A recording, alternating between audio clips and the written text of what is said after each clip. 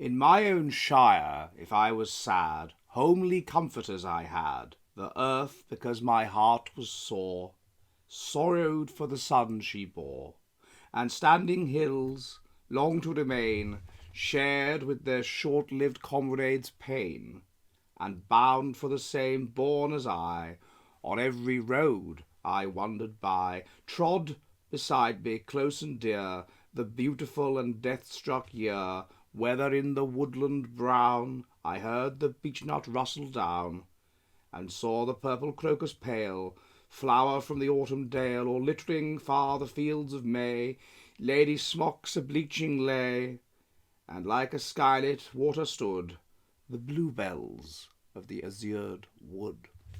Hello, hello, hello, and welcome to this edition of the Jolly Heretic. Now, there has been a farmers' protest in London this week, in which thousands of farmers turned out to protest against the Labour government's new form of war on the countryside. And in this instance, it is that farms have traditionally been exempt from inheritance tax because, of course, if you have to pay inheritance tax on a farm, then it's possible that you can't pass it on to your descendants, and so therefore the farm has to be sold.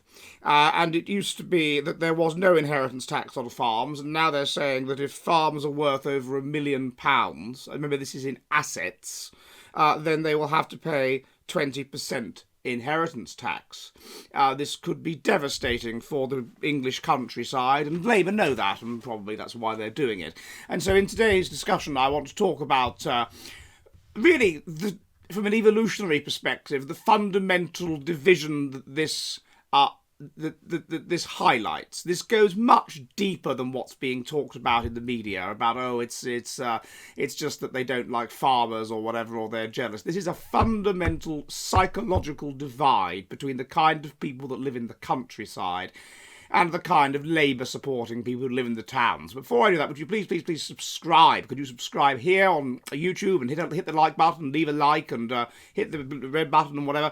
And also on my Substack, thejollyheretic.com, where I have in-person interviews, where I have vlogs, where I have all kinds of interesting stuff that I don't put here on YouTube, and where if you like what I do, you can support for the cost of a pint of beer a month. And also remember, I live stream on Mondays at 7 p.m. UK time. But anyway, most importantly, please subscribe here on YouTube. It helps me violently if you do that. Okay, back to the video. So, what has happened in London is thousands and thousands of people have come out on a very rainy day, by the way, have descended on London from the countryside. Something about Labour seems to evoke this. Last time when Labour got into power, there was a countryside march, and to protest against their inheritance tax plans. It is likely, there are 210,000 functioning farms in the UK, and according to the Farmers Union, 70,000 people are going to be hit by this. Now, already, because of inflation, the cost of farming has massively gone up. The cost of fertiliser has gone up by 50% in the last 5 years, which is pushing people out of farming anyway. But this, of course, is going to make things much, much, much worse. Now, we can look into the political dimensions of this. You can imagine that Labour being people that are Machiavellian and neurotic and therefore like controlling people. They don't particularly like farmers because farmers there's a degree to which farmers are independent. They don't particularly like the possibility that people can grow their own food because then people can be independent of the state. They don't like that. We can look at that. But I think that what's fascinating about this is the differences it highlights between the kind of people that live in the countryside and the kind of people that live in the towns. And there are a number of studies on this. Basically, it's a life history strategy issue. Remember, we are all on a spectrum from a fast life history strategy, which is that you're an unstable and easy ecology, and so you live fast and die young and pass on your genes as quickly as possible, but you're adapted to everywhere. And a slow life history strategy, which is that the carrying capacity for the species is reached because it's harsh yet stable, and therefore you start competing with each other, and you do that by becoming increasingly adapted to the environment, by becoming increasingly pro-social and subdividing into groups that cooperate with each other, and investing more in nurture over just sex.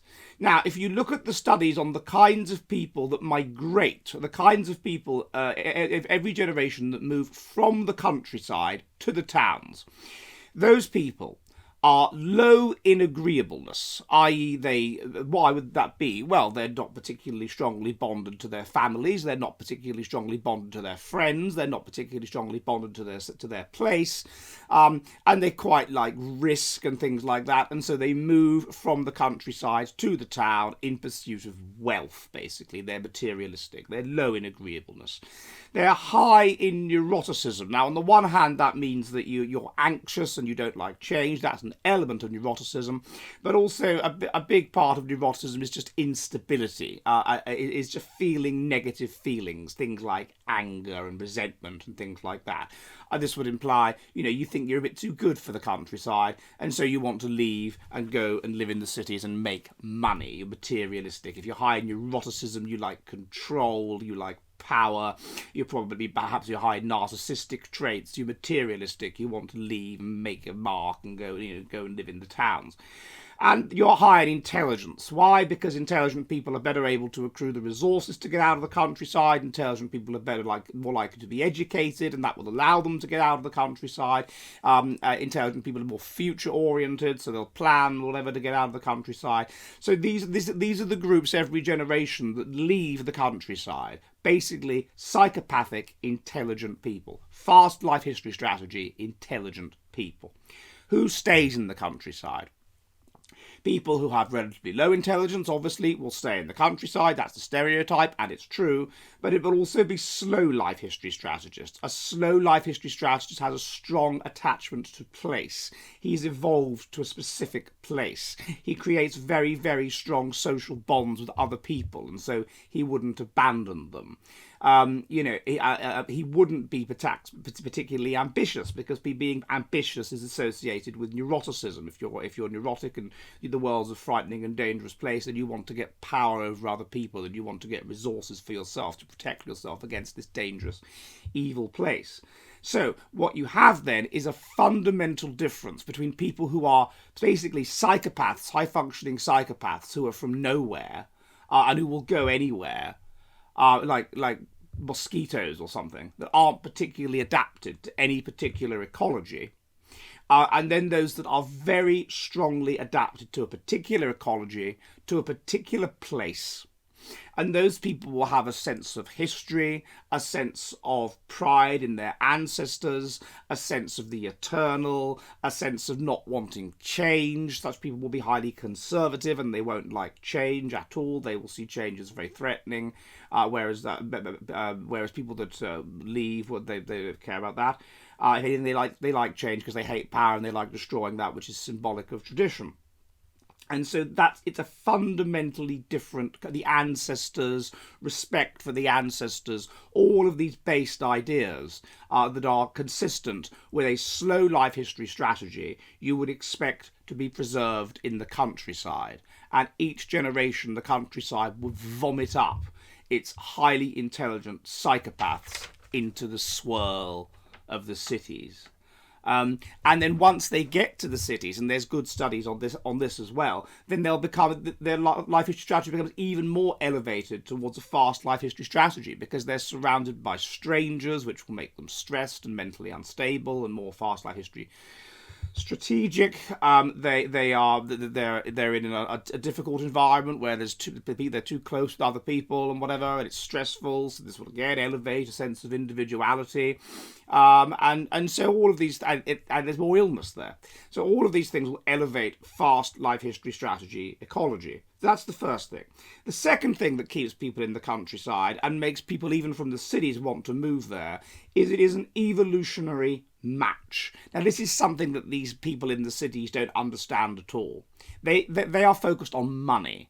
They are focused on money and power and status. They are psychopaths and narcissists and Machiavellians underpinned by neuroticism and low agreeableness, as I said. So they are focused on status for themselves. They are focused on money. That's what they think is important. Their attitude towards the farmers is, well, we'll impose this inheritance tax. And, well, so what? I mean, for Christ's sake, you're asset rich. You've got this farm that's worth a fortune. If you turned this over to a developer, you could be unbelievably wealthy. If you turned this over to a foreigner who could build a mega farm, you'd be unbelievably wealthy. If you allowed us to plaster bloody solar panels all over it, you could be unbelievably wealthy. Why the hell would you not want to sell your farm and come and live in the city in a nice big house, rather than be asset rich, but only be able to pay yourself a salary of about 20 grand a year and do this awful job where you have to get up early in the morning and go to bed late at night, and you can't have any days off? Why would you do that? But they fundamentally don't understand. Happiness is about more than money. Happiness is about, to a significant degree, being in an evolutionary match. And that's why people in the countryside are happier, because they are in an evolutionary match. Our evolutionary match as Northern Europeans is to be farmers. Is to live in the countryside and be farmers, to be close to nature, to be close to animals, and to farm them. That is what we are evolved to do. And that is when we are at our happiest, when we are doing things like that. And also when we are living in the related small village community, when there is some kind of collective worship of a moral god, i.e. the church, at the centre of that community. This may seem like a romantic stereotype. Well, it isn't. It's a romantic stereotype for a reason, and it is that it is our evolutionary match, which the Industrial Revolution ripped us away from, and has increasingly rendered us unhappy, increasingly rendered us depressed, increasingly rendered us dysphoric, increasingly rendered us so materialistic we don't want children, increasingly just sent us mad, and meant that our basic instincts, such as the instincts to have children, things like that, or be ethnocentric, or believe in God, don't hit in. In the countryside, you are in your evolutionary match. So they want to keep it as a farm, and they want to keep the countryside going, because these people want to be in their evolutionary match, and they understand that. The next thing is that the left have no understanding of beauty. In fact, the left, which relates to that we are evolved to be surrounded by that which we naturally regard as beautiful. And if we are, then we will be happier, because beauty inspires us, and beauty brings us towards the transcendent, and beauty makes us happy. And we regard nature as beautiful because it is an evolutionary match and makes us feel good to be in nature. And we regard the kind of old buildings there as beautiful because they were deliberately designed symmetrically and so forth to inspire us with a sense of the divine. Move into the cities and you get ugliness. Now, you could argue that the left, in a sense, they almost like ugliness because beauty is associated with tradition. And if you're high in neuroticism and resentment and you hate tradition, you hate anything symbolic of tradition, you want to tear it down. And the same goes for the countryside. You want to uglify it. You want to make it disgusting. You're attracted to that which is disgusting. You're horrified by the countryside. That which is disgusting is good because that which is disgusting is making people dysphoric so you can dominate them better. And that which is disgusting is good because it's tearing down tradition, and you resent tradition because tradition involves power, and it's power that you don't have. So this is a fundamental difference. They don't want to make the countryside disgusting by financially efficiently having mega farms and with massive greenhouses and whatever else it would be. They want to make it nice. They also know, and this is important because they're higher in ethnocentrism, because they're more based and they're more in touch with their instincts, that it would be sold to foreign farmers. And they don't want that. The countryside is the last holdout of the real England. Of course, they're trying to interfere with this and have zones where you can't walk dogs in order to encourage, Muslims, because dogs are haram, to come to the countryside. But no, that's not what they want. So you're dealing with fundamentally different people.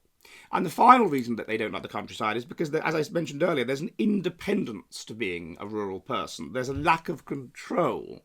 If you're a person that is producing the food, producing your own food, then you are not controlled by the state. Even if you're gardening, you're not controlled by the state. And I've seen articles in The Guardian arguing that gardening is racist, that growing your own food in your garden can be considered racist.